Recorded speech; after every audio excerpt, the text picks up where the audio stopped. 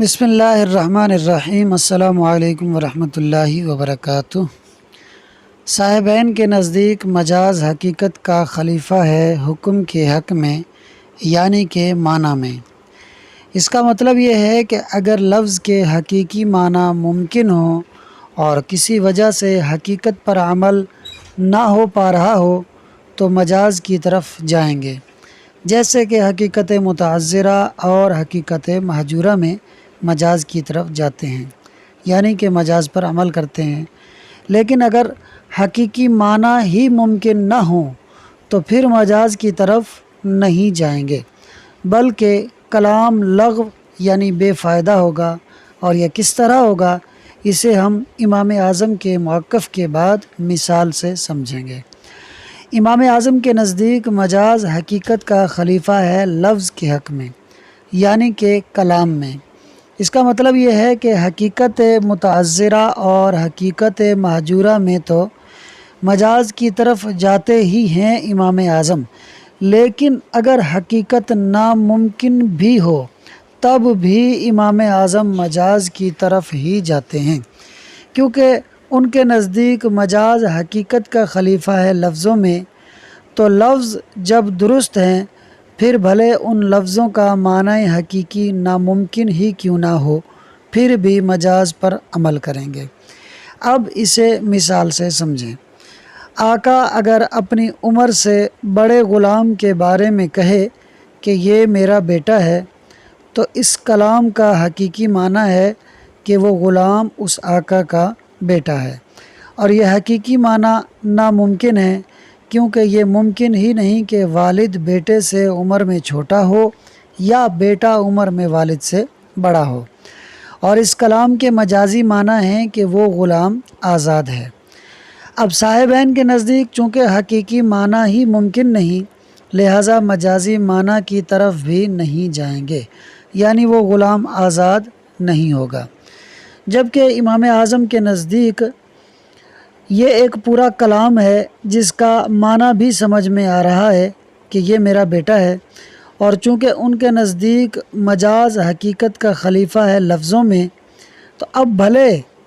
ان لفظوں کی حقیقت ممکن نہیں پھر بھی مجاز کی طرف جائیں گے اور وہ غلام آزاد ہوگا۔ امید ہے بات سمجھ میں آ گئی ہوگی۔ اگر یہ سوچتے رہیں گے کہ حقیقت تو ناممکن ہے،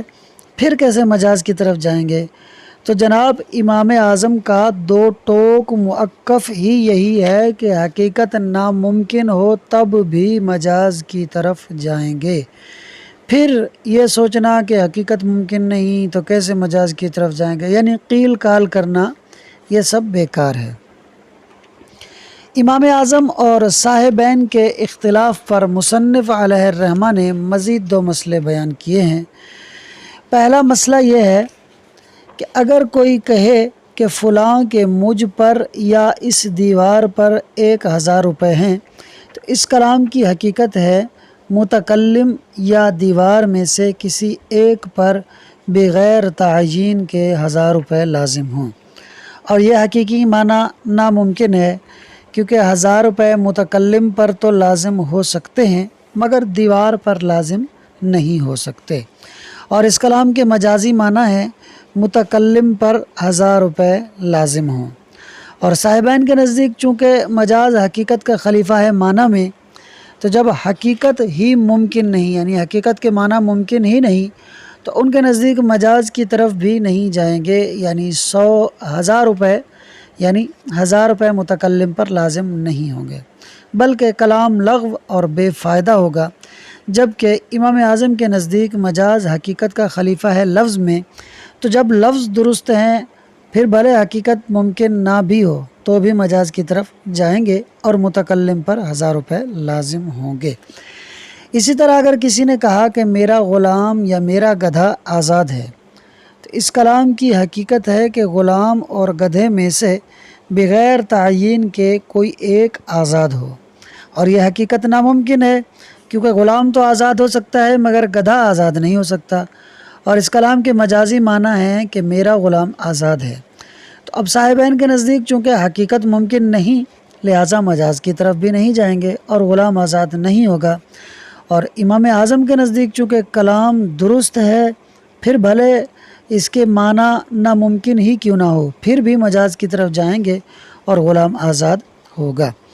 اب ایک اعتراض اور اس کا جواب۔ امام اعظم پر اعتراض ہوتا ہے کہ جب آپ کے نزدیک مجاز حقیقت کا خلیفہ ہے لفظوں میں، تو اگر شوہر اپنی بیوی کے بارے میں بولے کہ یہ میری بیٹی ہے، جس کا حقیقی معنی ہے کہ وہ اس کی بیٹی ہے، جو کہ ممکن ہی نہیں، کیونکہ بیٹی باپ کی بیوی نہیں بن سکتی، اور اس کے مجازی معنی ہے کہ اسے طلاق ہے، تو آپ کے نزدیک اسے طلاق کیوں نہیں ہوتی؟ حالانکہ آقا اگر اپنی عمر سے بڑے غلام کے بارے میں بولے کہ یہ میرا بیٹا ہے، تو اس کی بھی حقیقت ممکن نہیں، لیکن پھر بھی آپ مجاز کی طرف جاتے ہیں اور غلام کو آزاد کرتے ہیں، تو پھر یہاں بیوی کو طلاق کیوں نہیں ہوتی؟ اس کا جواب یہ دیا مصنف علیہ الرحمہ نے کہ یہاں مجازاً طلاق اس لیے مراد نہیں لے سکتے کہ اگر اس کلام یعنی یہ میری بیٹی ہے اس کے معنی حقیقی ممکن ہو جائیں، تو پھر تو وہ اس کی بیٹی بن جائے گی، یعنی وہ بیوی جو ہے اپنے شوہر کی بیٹی بن جائے گی،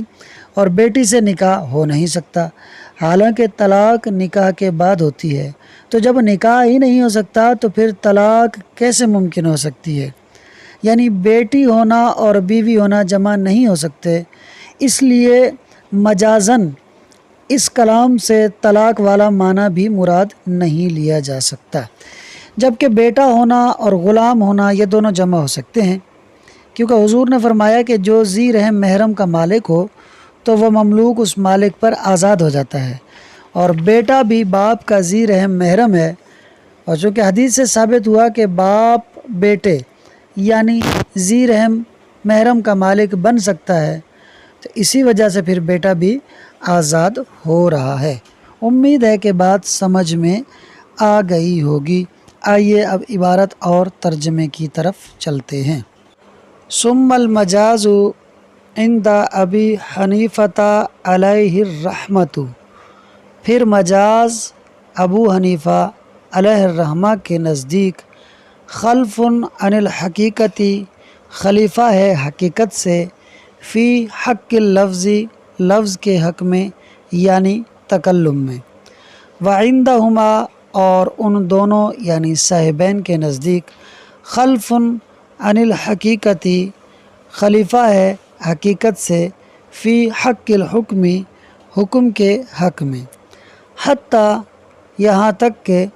لو کانت الحقیقت، اگر حقیقت ممکنتاً فی نفسہا، ممکن ہو فی نفسہا، الا مگر انہ امتنع العمل بہا، مگر عمل کرنا، مگر ممکن نہ ہو عمل کرنا، بہا اس پر یعنی حقیقت پر، لمانع کسی معنی کی وجہ سے، یسار الی المجازی، جایا جائے گا یا پھرا جائے گا، الی المجازی، مجاز کی طرف، والا وگرنہ، یعنی اگر حقیقت ممکن ہی نہ ہو تو صار الکلام لغوا، ہو جائے گا کلام لغو یعنی بے فائدہ، وعندہ، اچھا یہ کلام کس کے نزدیک بے فائدہ ہوگا؟ صاحبین کے نزدیک، وعندہ، اور ان کے نزدیک یعنی امام اعظم کے نزدیک، یسار الی المجازی، مجاز کی طرف جایا جائے گا یا پھرا جائے گا، وَإِن لَمْ تَكُنِ الْحَقِيقَةُ، اگرچہ کہ حقیقت نہ ہو، ممکنتاً فی نفسہا، فی نفسہا ممکن، اگرچہ کہ حقیقت فی نفسہا ممکن نہ ہو، پھر بھی امام اعظم کے نزدیک مجاز کی طرف جائیں گے۔ مثال ہو، اس کی مثال یعنی اس اختلاف کی مثال، اذا قال لعبدہ، جب کہے آقا اپنے غلام سے، وَهُوَ أَكْبَرُ سِنًّا مِّنْهُ، جب کہ وہ یعنی غلام بڑا ہو عمر میں اس سے یعنی آقا سے، ھذا ابنی، یہ میرا بیٹا ہے، لا یسار الی المجازی، نہیں جایا جائے گا مجاز کی طرف، عندہما، ان دونوں کے نزدیک یعنی صاحبین کے نزدیک، لاستحالۃ الحقیقت، حقیقت کے محال ہونے کی وجہ سے، یعنی وہی بات جو ہم نے آپ کو تقریر میں بیان کی کہ بڑا بیٹا بڑا غلام چھوٹے مالک کا بیٹا نہیں ہو سکتا۔ وَعِندَهُ اور ان کے نزدیک یعنی امام اعظم کے نزدیک یُسَارُ إِلَى الْمَجَازِ مجاز کی طرف پھرا جائے گا، حتیٰ یہاں تک کہ یعتق العبد آزاد کر دیا جائے گا غلام کو، کیونکہ ان کے نزدیک مجاز حقیقت کا خلیفہ ہے لفظوں میں، تو جب لفظ درست ہیں تو پھر حقیقت ممکن نہیں ہے تو مجاز کی طرف جائیں گے۔ وَعَلَى هَذَا اور اس اصول پر یعنی امام اعظم اور صاحبین کے اس اصول پر یخرج الحکم نکالا جائے گا حکم فی قولہ اس شخص کے قول میں، لہو اس شخص کے قول میں کہ جو کہے لہو علیہ الف او علی ھذا الجداری اس کے یعنی فلاں کے علیہ مجھ پر الف ہزار ہیں، او علی ھذا الجداری یا اس دیوار پر، یعنی فلاں کے مجھ پر ہزار ہیں یا اس دیوار پر ہزار ہیں۔ وفی قولہ واو کے بعد فی محذوف ہوگا، اور اس کے قول میں یعنی جو یہ بات کہے عبدی او حماری حر میرا غلام یا میرا گدھا آزاد ہے۔ تو اس میں ان دونوں مثالوں میں امام اعظم کے نزدیک مجاز کی طرف جائیں گے۔ پہلی مثال میں متکلم پر 1000 روپے لازم ہوں گے، دوسری مثال میں متکلم کا غلام آزاد ہوگا، جبکہ صاحبین کے نزدیک دونوں ہی کلام یعنی دونوں مثالیں جو ہے وہ لغو اور بیکار جائیں گی، کہنے والے کی بات بیکار ہوگی، نہ تو کہنے والے پر 1000 روپے لازم ہوں گے اور نہ ہی اس کا غلام آزاد ہوگا۔ وجہ اس کی میں آپ کو تقریر میں بیان کر چکا ہوں۔ اب جی ایک وہی اعتراض ہو رہا ہے جو ہم نے پڑھا تھا تقریر میں، ولا یلزم علی ھذا اور لازم نہیں ہوتا اس پر، لا یلزم فعل ہے اور اس کا جو فاعل ہے وہ اوپر لکھا ہوا ہے الایراد، ایراد سے مراد یہاں پر اعتراض ہے، اور لازم نہیں ہوتا اعتراض اس پر یعنی امام اعظم کے موقف پر۔ کیا جی اعتراض کیا ہے؟